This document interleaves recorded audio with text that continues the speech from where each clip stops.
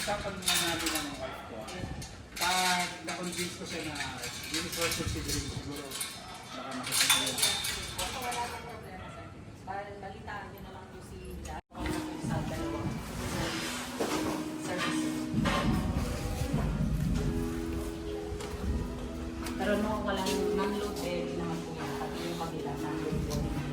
So pag naglagay ng access dun sa loob ng door, pwedeng isara yung doors dito sa labas, tapos nasa loob yung access ng door. Alam niyo yung mga technical. Architect po ako.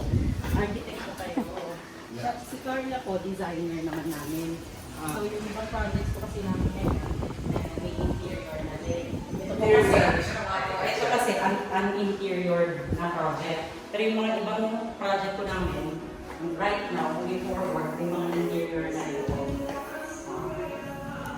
Ma'am, namumove to, no? Pwede po, pwede i-move yan kung kailangan. Pero ngayon, ano lang siya, naka-mount.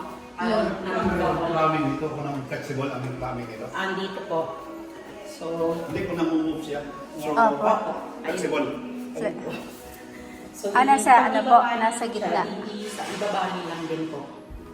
Pero kung like ilipat siya totally, magkakat ng sa ilalim. Ay, buksan natin, nakasama lahat. Hindi, okay lang. Saka na natin yung sa... Yung na iniwan yung taas, nag-plug yung taas namin. Kasi iniwan nila yung sink. Sadya ba? Ibisip pala ito. Yung lupa po kasi, parati naman Santa Lucia na ganito, tapos yung kabila, kakat niya. Pero ang frontage niya, yun ang medyo regular lagi.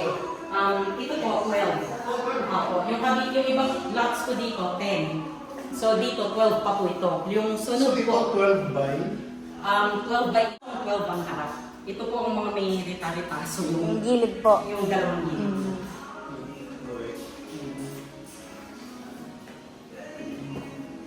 Tapos yung likod po niyan, yun yung storage room. Minaximize lang namin. Nasa labas yung access.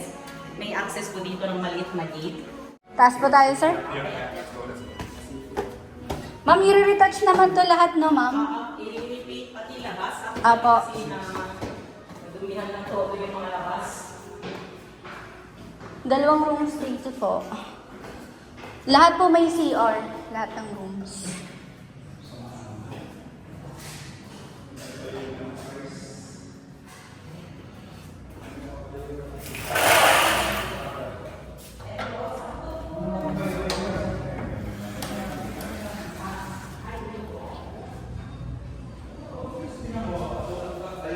Makalaw ko ng kahoy. Pero pag gumagawa sila normally po, Sir, ito yung malaki. Ito yung master na, ma'am. So, this is firewall. Firewall. Dyan sa kanila. Yan, master, tapos walk-in, tapos toilet and bath. Okay, so doon na sana, sir. Sunrise. So, this is facing north. This is facing south. Facing south itong building na to, facing south. Lapit sa kabila.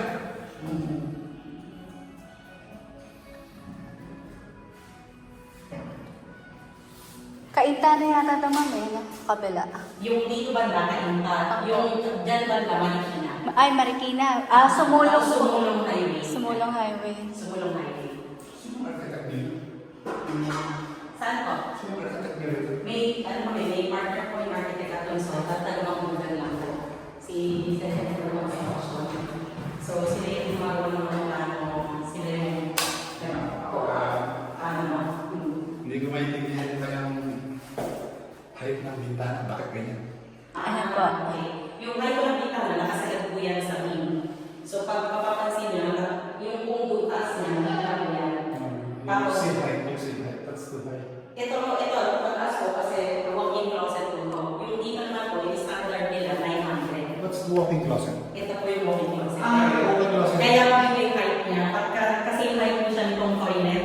Kasi itong toilet at ito, magkasame ang height. Pero yung sa kwarto, 900 po yun. Bali, ma'am, gagawin pa to ng closet or buyer na po? Depende Buyer sa na. usapan natin ni Bayo.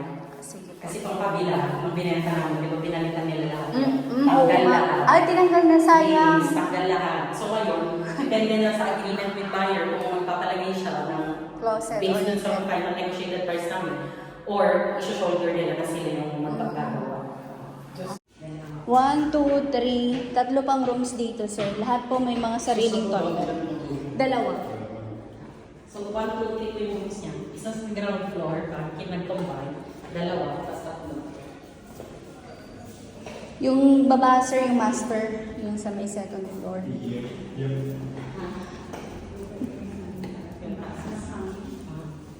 At least yan, yung mainit kung saan.